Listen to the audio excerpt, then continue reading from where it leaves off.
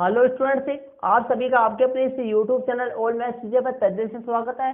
Students, कक्षा 10 के लिए मैंने चैप्टर नंबर पहला वास्तविक संख्या चला रखा था और चैप्टर नंबर पहला वास्तविक संख्या के इससे पहले दो पार्ट कंप्लीट हो चुके थे। स्टूडेंट्स, पार्ट नंबर पहला और पार्ट नंबर दूसरा दोनों पार्ट इससे पहले कंप्लीट पूरे करवा दिए थे मैंने।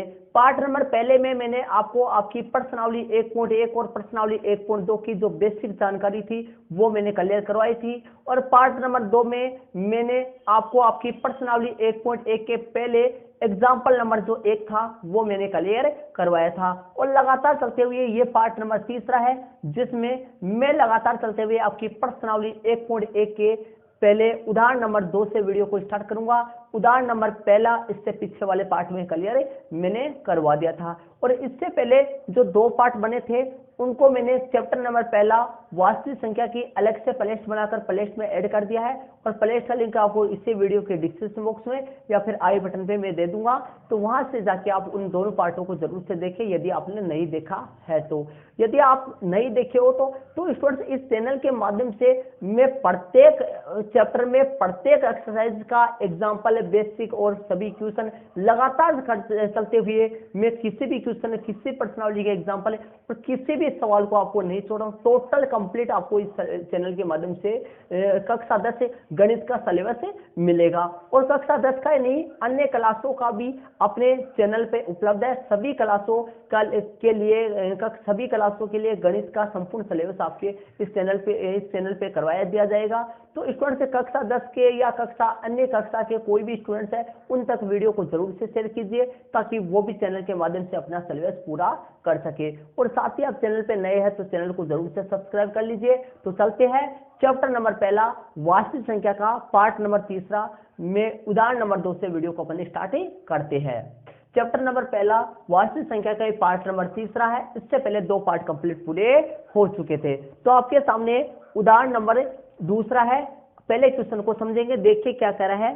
दर्शाइए कि प्रत्येक धनात्मक समपूर्णांक, दर्शाइए प्रश्न में ध्यान दीजिए, दर्शाइए कि प्रत्येक धनात्मक समपूर्णांक 2q के रूप में होता है। इससे पहले आप अपनी नोटबुक को खोल लीजिए और उसमें क्वेश्चन देखिए। जैसे जैसे मैं चल रहा हूँ वैसे वैसे चलते जाइए।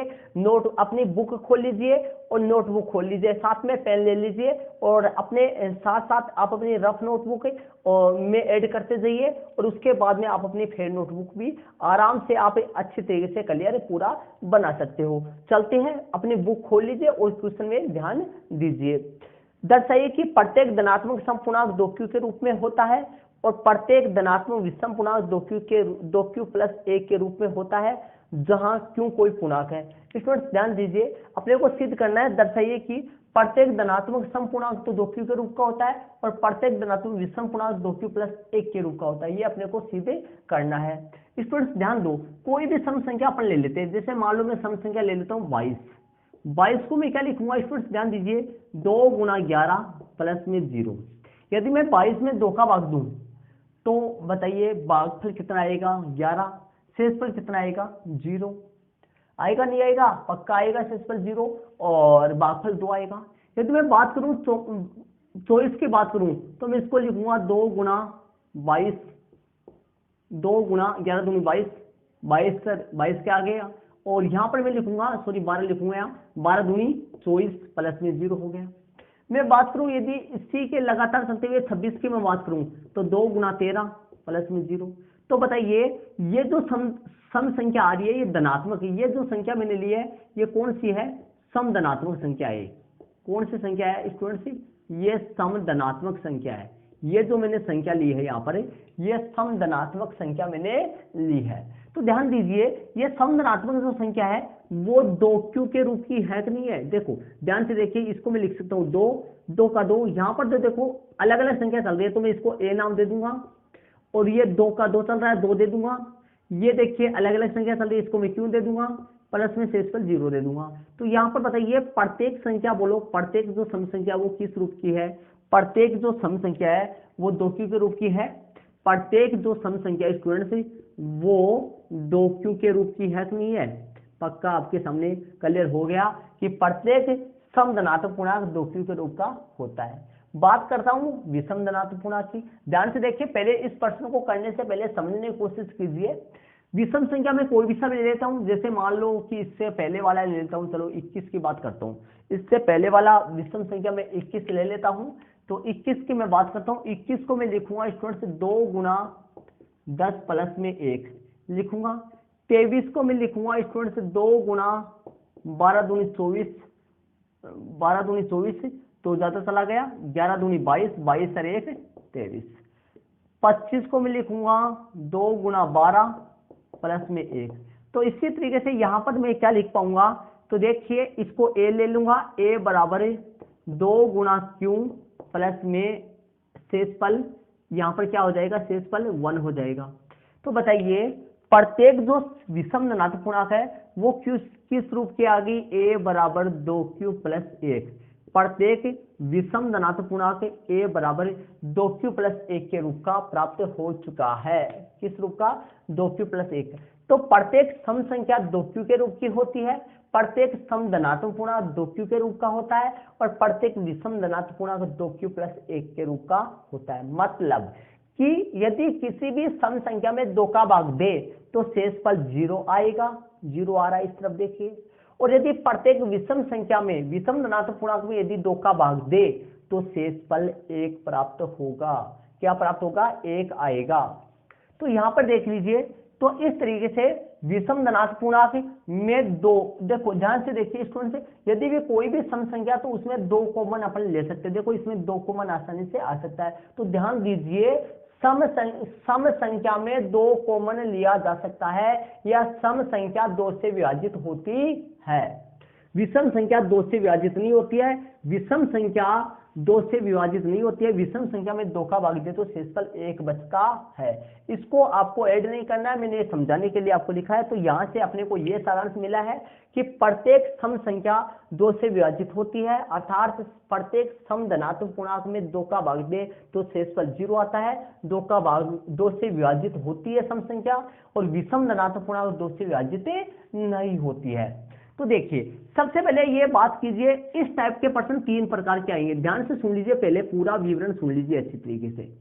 इस टाइप के प्रश्न 3 प्रकार के आएंगे, या तो वो सम और विषम दोनों सिद्ध करवा सकता है। ध्यान से सुन लीजिए, या तो वो सम और विषम दोनों सिद्ध करवा सकता है, या एकला सम सिद्ध करवा सकता है, या एकला विषम सिद्ध करवा सकता है। इन तीनों में से कोई सा भी एक क्वेश्चन आपके मतलब एक सिद्ध करवाएगा। इन तीनों में से कोई भी एक सिद्ध करवाएगा, या तो दोनों सिद्ध करवाएगा, या केवल सम सिद्ध करवाएगा, या केवल विषम सिद्ध करवाएगा। इन तीनों में से कोई सा भी एक सिद्ध करवाएगा। तो बताइए उदाहरण नंबर 1 में दोनों सिद्ध करवा रहा है, सम भी और विषम भी। जब सम और विषम दोनों सिद्ध करवाए तो धनात्मक पूर्णांक को अपने को सिर्फ धनात्मक पूर्णांक ही मानना है। माना कि, तो ध्यान से देखिए, यदि सम और विषम दोनों सिद्ध करवाए तो धनात्मक पूर्णांक मानना है, और सम सिद्ध करवाए तो सम धनात्मक पूर्णांक मानना है, और विषम सिद्ध करवाए तो विषम धनात्मक पूर्णांक मानना है। तो यहां पर बताइए दोनों सिद्ध करवा रहा है तो धनात्मक पूर्णांक ही मानना है। तो कैसे लिखोगे, ध्यान से सुन लीजिए। माना कि कोई भी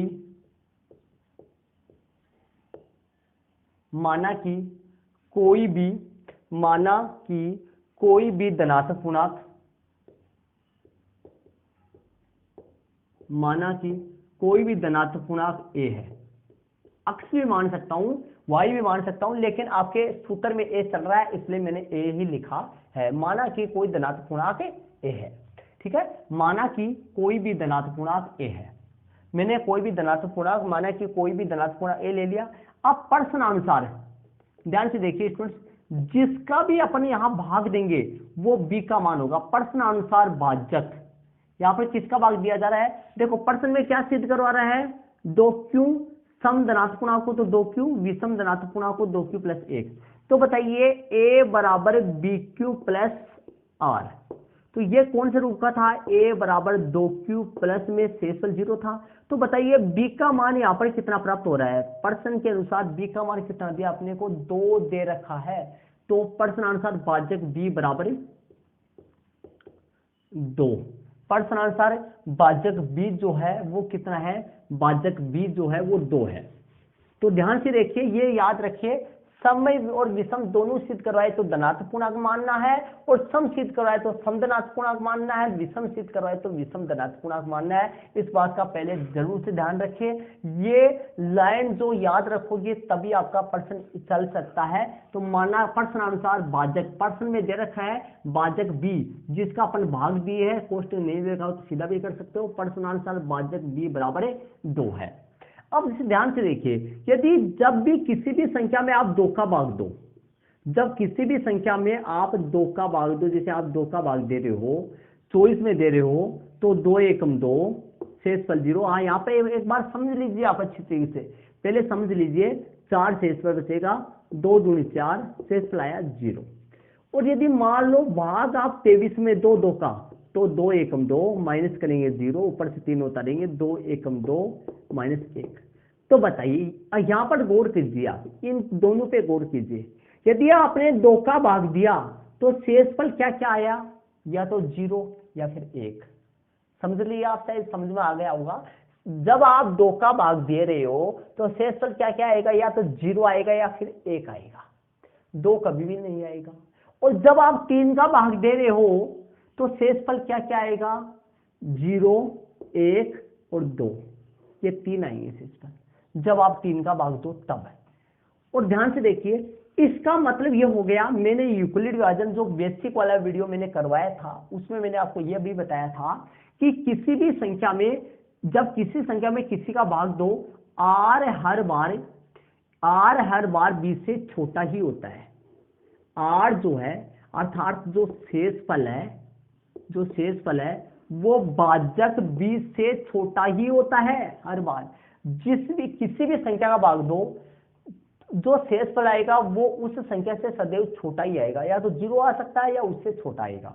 तो बताइए, यदि यहाँ भाजक b है 2 है, तो शेषफल क्या क्या होंगे, तो मैं यहाँ लिखूंगा संभावित शेषफल। तो क्या क्या होंगे, संभावित शेषफल। तो यहाँ पर मैं लिखूंगा, इसलिए संभावित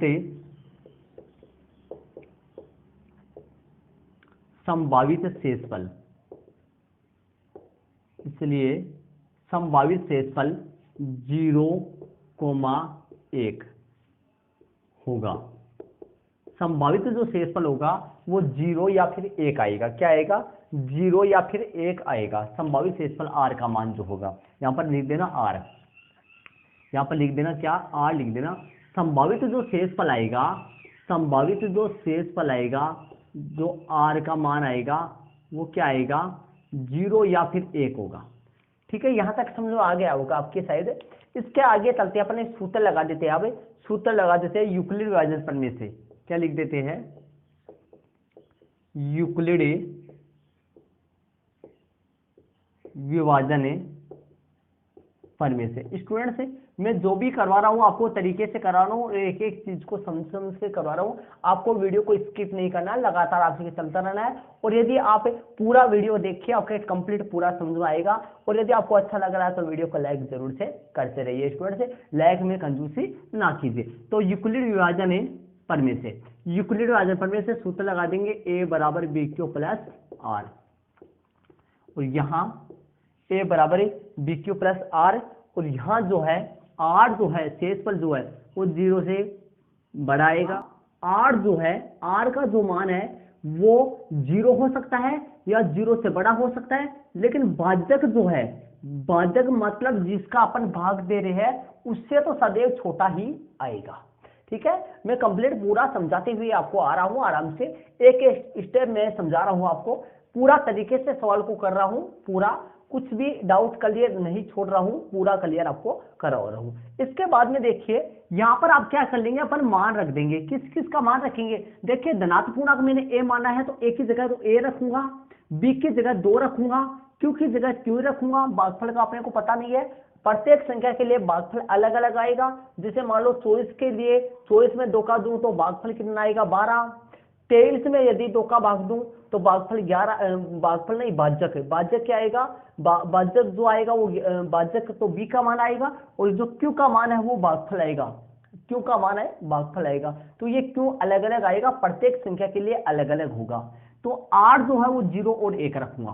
तो बताइए r कितनी बार रखूंगा, क्या करूंगा, r एक बार तो 0 रखूंगा, एक बार 1 रखूंगा, तो मतलब 2 बार रखूंगा। तो रख देते हैं a बराबर एक बार तो b का मान तो कितना है 2, तो 2q प्लस 0, या एक बार तो a बराबर a, यहाँ पर a है तो a बराबर 2q प्लस 0, एक बार तो रख दूंगा a बराबर a 2q प्लस 0, तो जो कि यहाँ पर 2q ही बन जाएगा, a बराबर क्या बन जाएगा, a 2q बन जाएगा। और इस तरफ की बात करूं तो a बराबर इस तरफ 2q प्लस 0 रखूंगा, इस तरफ a बराबर 2q प्लस 1 रखूंगा, इधर a बराबर 2q प्लस 1 रखूंगा, मतलब इस तरफ 0 रखूंगा, उस तरफ 1 रखूंगा। a बराबर यहाँ पर रखा गया है, वापस रख देता हूँ, 2q प्लस 1 रखूंगा। अब अपने फसाव यहाँ पर देखिए, यहाँ देखिए a बराबर 2q, ये मैंने आपको शुरू में वीडियो के बताया था कि जो सम धनात्मक पूर्णांक है वो 2 से विभाजित होता है और विषम धनात्मक पूर्णांक वो 2 से विभाजित नहीं होता है। तो यहाँ देखिए, यहाँ पर लिख दूंगा, क्योंकि यहाँ 2q जो है, 2q के बारे में लिखेंगे, यहाँ 2q जो है मतलब 2q 2 से विभाज्य है, 2q जो है वो 2 से विभाज्य है या 2 से भाज्य है, 2 से विभाज्य है। क्योंकि यहाँ 2q 2 से विभाज्य है, 2q जो है वो 2 से, क्योंकि यहाँ 2q 2 से भाज्य है या विभाज्य है, एक ही बात होता है, इसलिए 2q एक समधनात्मक है, इसलिए 2q एक समय धनात्मक, 2q एक समय धनात्मक पूर्णांक है, इसलिए 2q एक सम धनात्मक पूर्णांक है। तथा जब 2q एक सम धनात्मक पूर्णांक है तो ये तो 2 से विभाज्य नहीं है, तो ये 2 से विभाज्य नहीं है, तो ये विषम धनात्मक पूर्णांक है। तथा 2q प्लस 1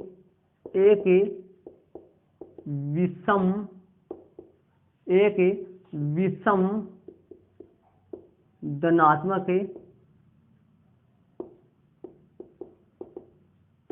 पूर्णांक है। तो मैंने लिख दिया, देखिए, क्योंकि यहाँ 2q 2 से विभाज्य है, क्योंकि यहाँ 2q 2 से विभाज्य है या भाज्य है, इसलिए 2q एक समधनात्मक पूर्णांक है तथा 2q प्लस 1 एक विषम धनात्मक पूर्णांक है। अब अतः वाली लाइन में अपन लिख देंगे, अतः प्रश्न के मुताबिक आप लिख दोगे, अतः प्रश्न के हिसाब से, प्रश्न की लैंग्वेज में आप लिख दोगे इसको। अतः प्रत्येक सम धनात्मक पूर्णांक, अतः प्रत्येक समय धनात्मक पूर्णांक, अतः प्रत्येक सम धनात्मक पूर्णांक 2q, अतः प्रत्येक सम धनात्मक पूर्णांक 2q के रूप का होता है, 2q के रूप का होता है। अतः प्रत्येक सम धनात्मक पूर्णांक 2q के रूप का होता है तथा विषम धनात्मक पूर्णांक, विषम धनात्मक पूर्णांक 2q प्लस 1 के रूप का होता है। अतः प्रत्येक सम धनात्मक पूर्णांक 2q के रूप का होता है तथा विषम धनात्मक पूर्णांक 2q प्लस 1 के रूप का होता है। और अपने को इसमें सिद्ध करने के लिए प्रश्न बोल रहा था, तो अपन यहाँ पर इति सिद्धम लगा देंगे, इति सिद्धम या HP हैंस प्रूफ अपन लगा देंगे या इति सिद्धम अपन लगा देंगे। तो ये आपके सामने उदाहरण नंबर 2 मैंने कंप्लीट पूरे तरीके से के साथ को मैंने करवाया है। आगे वाले खूब सारे ऐसे प्रश्न आएंगे, लेकिन उनमें क्या होगा स्टूडेंट से, यहाँ पर सम और विषम दोनों सिद्ध करवा रहा है, उनमें या तो सम सिद्ध करवाएगा या फिर विषम एक ही सिद्ध उनमें करवाएगा। तो ध्यान से देखिए, यदि अपने पास केवल विषम सिद्ध करवाता तो अपने को क्वेश्चन में यहाँ चेंज कर देते, माना कि कोई भी विषम धनात्मक पूर्णांक a है और सम धनात्मक पूर्णांक सिद्ध करवाता तो यहाँ लिख देते माना कि कोई भी सम धनात्मक पूर्णांक ए है। इस तरीके से क्वेश्चन में लिख देते। अभी मैंने फर्स्ट इस क्वेश्चन को करवाने से पहले बताया था जब सम और विषम दोनों सिद्ध करवा रहा है क्वेश्चन में तो आपको धनात्मक पूर्णांक यहाँ लिखना है, सम सिद्ध करवाए तो सम धनात्मक पूर्णांक लिखना है और विषम सिद्ध करवाए तो विषम धनात्मक पूर्णांक लिखना है। और ध्यान दीजिए प्रश्नानुसार भाजक, ये वाली लाइन जो प्रश्न में देख लेना, प्रश्न में बी का मान कितना दे रखा है, बी का मान क्या होगा 2q के रूप का, 2q 3q के रूप का या 4q + 1 के रूप का, ऐसे बोलेगा तो वहां से देख लेना। और यदि बी का मान 2 है इसलिए संभावित शेषफल r जो है 0 या 1 होगा। यदि बी का मान 3 है तो शेषफल जो है वो 0 1 2 होगा, मतलब 2 से छोटा होगा, 2 से छोटा 2 ही होते हैं ना इसलिए। अब इस यूक्लिड विभाजन प्रमेय से a बराबर bq + r, यहाँ r जो है वो 0 या 0 से बड़ा लेकिन b से छोटा होता है। तो यहाँ पर मैंने 2 स्टेप चला ली, मैंने दो लिखा है मैंने यहाँ, एक तो इस तरफ रखा है ध्यान दीजिए और एक इस तरफ रखा है, ये रखा है, ये वाला 0 सम वाला इस तरफ बनाना है, विषम वाला इस तरफ बनाना है। तो 0 यहाँ बन गया, 1 उधर बन गया, है ना। तो ध्यान दीजिए यहाँ 2q, यहाँ 2q कहाँ से लिया गया है, यहाँ से लिया गया है। 2q दूसरी बाजी है इसलिए 2q एक सम धनात्मक पूर्णांक है तथा 2q + 1 एक विषम धनात्मक पूर्णांक है। अतः प्रत्येक सम धनात्मक पूर्णांक 2q के रूप का होता है तथा विषम धनात्मक पूर्णांक 2q + 1 के रूप का होता है। इति सिद्धम SP। इस तरीके से अपना उदाहरण नंबर 2 जो वो कंप्लीट हो गया। इसको आप अपनी नोटबुक को जरूर से ऐड कर लीजिए। चलते हैं आगे वाला उदाहरण नंबर जो 3 है वो अपन करते हैं। चलते हैं उदाहरण नंबर 3 में चलते हैं। तो उदाहरण नंबर जो 3 है वो आपके सामने मोबाइल के स्क्रीन पे आ चुका है। स्टूडेंट्स पहले उदाहरण नंबर 3 को समझेंगे। देखिए क्या कर रहा है, दर्शाइए कि कोई भी धनात्मक विषम पूर्णांक, दर्शाइए कि कोई भी धनात्मक विषम पूर्णांक या विषम धनात्मक पूर्णांक, कैसे भी प्रश्न बोला जाता है। मैंने बताया था पीछे वाले प्रश्न बताया था सम विषम दोनों सिद्ध करवा सकता है या विषम सिद्ध करवा सकता है, इसमें विषम सिद्ध करवाया है। दर्शाइए कि कोई भी धनात्मक विषम पूर्णांक, कोई भी धनात्मक विषम पूर्णांक 4q + 1 या 4q + 3 के रूप का होता है, क्यों कोई पूर्णांक है। तो स्टूडेंट से अपने को सिद्ध करना है, सिद्ध कीजिए कि कोई भी विषम धनात्मक पूर्णांक 4q + 1 या 4q + 3 के रूप का होता है। तो स्टूडेंट्स ध्यान दीजिए अपने को सिद्ध करना है कि सिद्ध करो कि विषम धनात्मक पूर्णांक, जो विषम धनात्मक पूर्णांक है वो 4q + 1 के रूप का होता है या 4q + 3 के रूप का होता है। इसका मतलब क्या है बताइए, मैं ध्यान से देखिए पूरा आपको क्लियर कराता हूं। विषम धनात्मक पूर्णांक 4q + 1 के रूप का क्यों होता है, 4q + 3 के रूप का क्यों होता है। तो ध्यान से देखिए अपने पास अपने यहाँ 4 संख्या ले लेते हैं, अपने यहाँ 4 का भाग देते हैं। तो 4 का भाग देंगे, देखो यहाँ पर b का मान कितना है, देखो bq + r, bq + r। तो बताइए b का मान कितना है, bq + r, bq, तो b का मान कितना है 4 है, b का मान कितना है 4 है। तो संभावित शेषफल क्या आएंगे, संभावित शेषफल 0 होगा, 1 होगा, 2 होगा, 3 होगा। तो बताइए जब अपन कोई भी चार संख्या ले लेते हैं, कोई भी लगातार 4 संख्या ले लेते हैं, उनमें से 2 तो सम होगी, 2 विषम होगी। देखिए अपन ले लेते हैं जैसे मान लो 21, 22, 23, 24, ये मैंने 4 संख्या आपके सामने ले ली। तो इनमें 4 का भाग देते हैं अपन, इनमें 4 का भाग देते हैं। देखो इसमें 4 का अपन भाग देंगे तो 4 पंजो 20, 4 गुना 5 + 1, ठीक है। इसमें 4 का भाग दो, 4 पंज 20, 4 गुना 5 + 2। इसमें 4 का भाग दो, 4 पंज 20, 4 गुना 5 + में 3। इसमें 4 का भाग दो, 4 गुना 6 + में 0। तो ये बताइए कि ये संख्या कौन से रूप की हुई, ये संख्या हो गया a बराबर, ये जो संख्या है ध्यान से देखिए मैं आपको क्लियर कराता हूं, ये संख्या हो गया a बराबर 4q + 1 के रूप का, ये वाली संख्या। 21 जो है वो 4q + 1 के रूप का है, 22 जो है वो 4q + में 2 के रूप का है, 23 जो है वो 4q + 3 के रूप का है और 24 जो है वो 4q + 0 के रूप का है। तो ध्यान से देखिए यदि मान लो b का मान 4 है तो r क्या क्या होगा, यदि अपन 4 का भाग दे किसी संख्या में तो r क्या क्या होगा, 0 होगा, 1 होगा, 2 होगा, 3 होगा, ठीक है, ये 3 r होंगे। मतलब यदि भाजक b यदि 4 का भाग दिया जाए तो r क्या क्या होगा, मतलब शेषफल क्या क्या होगा, 0, 1, 2, 3, कितने होंगे r, 4 होंगे, ठीक है। कितने r होंगे, 4 होंगे। तो बताइए 4 आर होंगे तो 4 आर में से देखिए 4 आर में से शेषफल 2 वाला, शेषफल जिसमें 2 बचे और शेषफल जिसमें 0 बचे, मतलब एक तो ये 2 वाला और एक ये 0 वाला, ये दोनों मतलब 22 और 24 ये दोनों समधनात्मक पूर्णांक होगा। 22 और 24 होगा कि नहीं होगा, समधनात्मक पूर्णांक होगा। और जो 21 और 23 है अर्थात 21 जो आया है वो आपके सामने 4 गुना 5 प्लस 1 बना था और जो 23 आया था वो आपके सामने 4 गुना 5 प्लस में 3 बना था, अर्थात ये a बराबर 4q प्लस 1 बना था और ये a बराबर 4q प्लस 3 बना था। ध्यान से सुन लीजिए, a बराबर ये 4q प्लस 1 बना था और ये a बराबर 4q प्लस 3 बना था। तो बताइए ये 21 विषम संख्या है, 23 भी विषम संख्या है, तो 21 और 23 ये दोनों विषम धनात्मक पूर्णांक है जो 4q प्लस 1 के रूप का आया है और ये भी 4q प्लस 3 के रूप का आया है। तो कोई भी विषम संख्या उसमें यदि अपन 4 का भाग दे तो या तो शेषफल 1 बचेगा या शेषफल 3 बचेगा। समझ गए होंगे शायद, विषम संख्या में 4 का भाग दे तो शेषफल 1 या 3 बचेगा। तो यहाँ पर विषम सिद्ध करवा रहा है तो मानने का तरीका आप जानते होंगे, समर विषम दोनों सिद्ध करवाए तो धनात्मक पूर्णांक मानना है और केवल सम सिद्ध करवाए तो सम धनात्मक पूर्णांक है और विषम सिद्ध कराए तो विषम धनात्मक पूर्णांक। इसमें विषम सिद्ध करवा रहा है तो विषम धनात्मक पूर्णांक मानना है। माना कि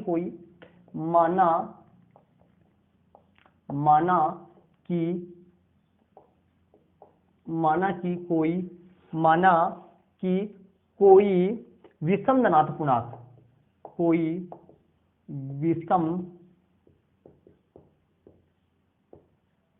धनात्मक पूर्णांक, माना कि कोई विषम धनात्मक पूर्णांक, माना कि कोई विषम धनात्मक पूर्णांक ए है, ठीक है।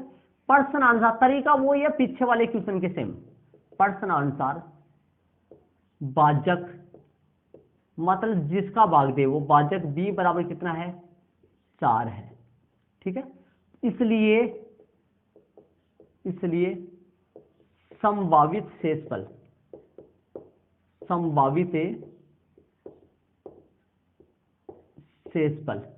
r जो है वो क्या क्या आएगा 0 हो सकता है। यदि अपन किसी संख्या में 4 का भाग दे तो शेषफल क्या क्या आ सकता है, 0 आ सकता है, 1 आ सकता है, 2 आ सकता है, 3 आ सकता है, होगा ये आएगा शेषफल 0, 1, 2 और 3 आएगा, ठीक है। चलते आगे अपन लिख देते हैं यूक्लिड विभाजन प्रमेय से, यूक्लिड विभाजन प्रमेय से a बराबर bq प्लस r, यहां 0 से बड़ा r और 0 के बराबर और 20 से छोटा होगा। 0 से बड़ा, देखो ये इस चिन्ह का मतलब क्या होता है, r जो 0 के बराबर और 0 से क्या होगा बड़ा होगा और 20 से क्या होगा छोटा होगा। ये आप मान रख देते हैं, a का a आएगा, b का मान तो 4 है हर बार, क्यों लगा देंगे, r का मान एक बार इधर 0 ले लेता हूं तो ये तो बन गया 4q और यहां पर यह लगा दूंगा, a का मान r का मान तो 4q है प्लस में 1 और यहां पर a बराबर 4q प्लस में 2 और यहां पर a बराबर 4q, मतलब शेषफल 0 यहां ले लिया, शेषफल 1 यहां ले लिया, शेषफल r का मान 2 यहां ले लिया और शेषफल r का मान 3 यहां पर ले लेते हैं। सम इधर ले लिए, विषम इधर ले लिए, ठीक है। आगे अपन चलते हैं, चूंकि यहां 4q या 4q प्लस 2 ये दो, क्योंकि यहां 4q या 4q प्लस 2 ये सभी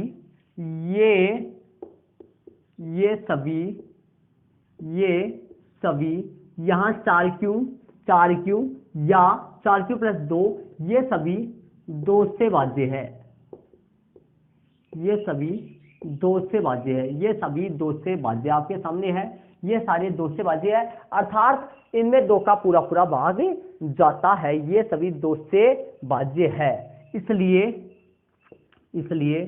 4q या 4q प्लस 2 2 समधनात्मक पूर्णांक, इसलिए 4q जिसमें 2 का भाग जाए या जो 2 से भाज्य हो, यहाँ पर यह लिखा हुआ है जिसमें 2 का भाग जाए अर्थात जो 2 से भाज्य हो, वो सारी कैसे होते हैं, समधनात्मक पूर्णांक होते हैं। इसलिए 4q या 4q प्लस 2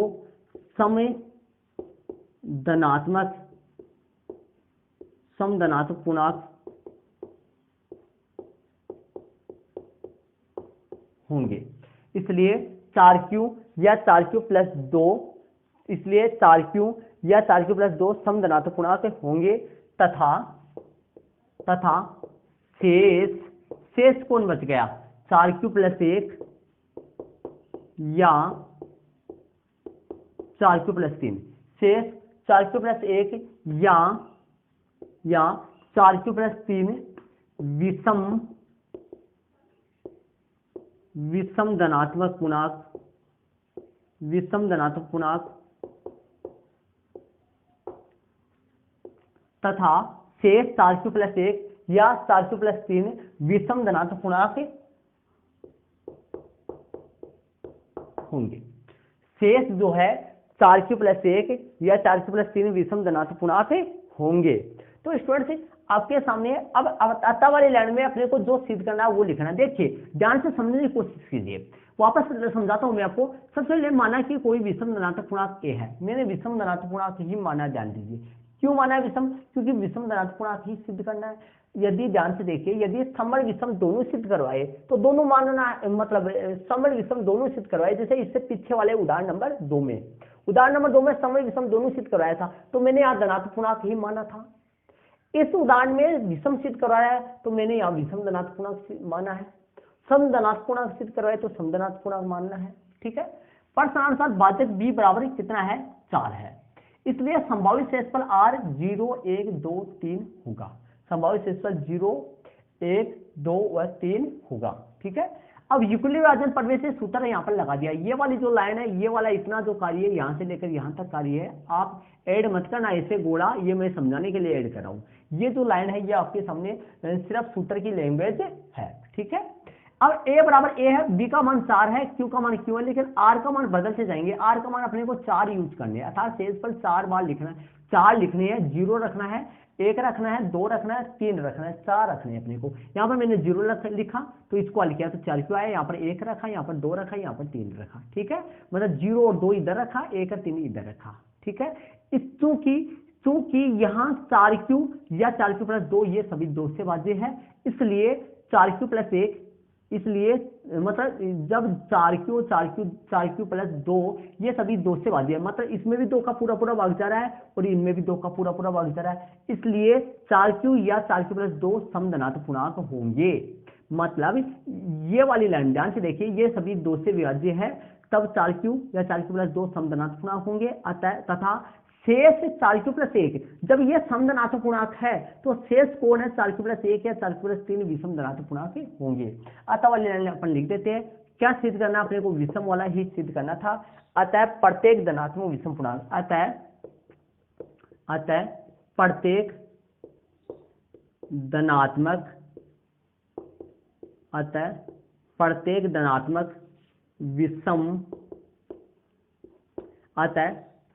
धनात्मक विषम पूर्णांक, अतः प्रत्येक पर्सन की लैंग्वेज यहाँ लिख देनी है, पर्सन में जिस भाषा में दे रखा हो पर्सन की लैंग्वेज यहाँ लिख देनी है। अतः प्रत्येक धनात्मक विषम पूर्णांक 4q प्लस 1 या 4q प्लस 3, 4q प्लस 1 या 4q प्लस 3, अतः प्रत्येक धनात्मक विषम पूर्णांक 4q प्लस 1 विषम पूर्णांक 4q प्लस 1 या 4q प्लस 3 के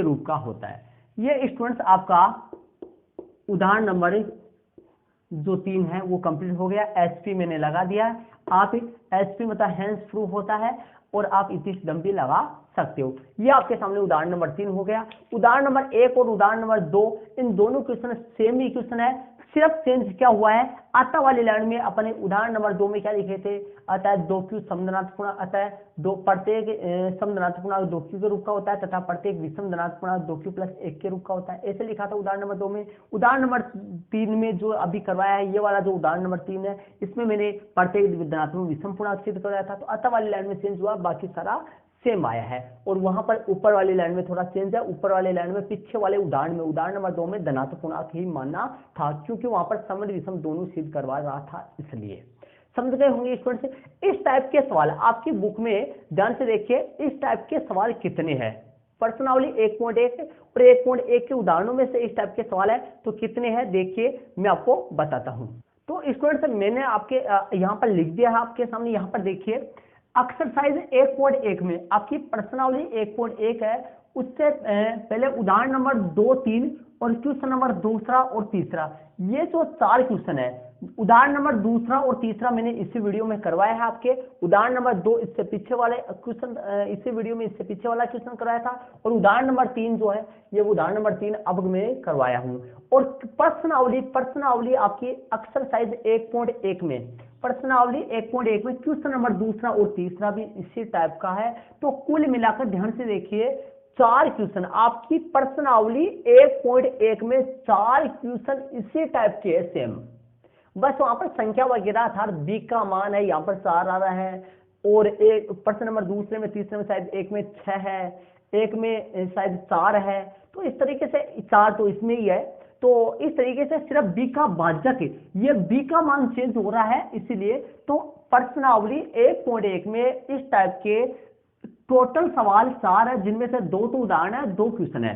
उदाहरण नंबर दूसरा और तीसरा जो मैंने इसी वीडियो में करवाया है, और प्रश्नावली 1.1 में प्रश्न नंबर दूसरा और तीसरा इसी टाइप के सवाल है। तो कुल मिलाकर इस टाइप के 4 सवाल है स्टूडेंट से। तो आपके सामने मैंने इस वीडियो में सिर्फ और सिर्फ 2 क्वेश्चन करवाया है आपको। आपकी प्रश्नावली 1.1 के पहले उदाहरण नंबर, आपकी प्रश्नावली 1.1 के पहले उदाहरण नंबर दूसरा और तीसरा जो है वो मैंने इस वीडियो में करवाया है। वीडियो कैसा लगा, और इस वीडियो में इतना टाइम लगा है आपके सामने, आप मेरे को कमेंट्स में जरूर से बताइए कि इतना टाइम इन सवालों में लग सकता था, या फिर मैंने ज्यादा टाइम लगाया है, या मैंने आपके सामने कम समझाया है। पूरा टोटल मैंने विवरण से समझाया है। विवरण से समझाना पड़ता है, ये सवाल ऐसे है स्टूडेंट से, इसको विवरण से समझाएंगे नहीं तब आपके समझ में नहीं आएंगे, ये सवाल ही ऐसे है। तो आप इनको अपनी रफ नोटबुक में ऐड कीजिए, उसके बाद में अपनी फेयर नोटबुक में ऐड कीजिए। तो ओके स्टूडेंट्स, इसी के साथ आपको प्रत्येक पार्ट वाइज आप करते चलिए। प्रत्येक पार्ट में आपको टोटल कंप्लीट सवाल मिलते रहेंगे, सारे पार्ट बने हुए हैं, सारे क्वेश्चन करवाए हुए हैं, आपको प्रत्येक पार्ट मिल जाएगा। लगातार आप चलते रहिए। जो भी पार्ट आपको नहीं मिलता है तो कमेंट्स बॉक्स में कमेंट्स करिए, मैं आपको उस पार्ट का आपको लिंक सेंड कर दूंगा। ओके स्टूडेंट्स, थैंक्स, जय हिंद।